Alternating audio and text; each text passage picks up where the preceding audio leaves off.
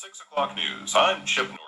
And I'm Lucy Evans. Tonight we bring you breaking news of another case of pictures being stolen from smartphones. That's right, Lucy. We have heard reports from police investigators that an additional 3,000 pictures have been stolen. More worrying, it has been stated that these pictures have been distributed on the internet. It is estimated that some of the pictures have been downloaded up to 10,000 times. Our sources have described some of the pictures as being very revealing. At this point, it is not known if these pictures were stolen by the same gang of criminals that we reported on this morning.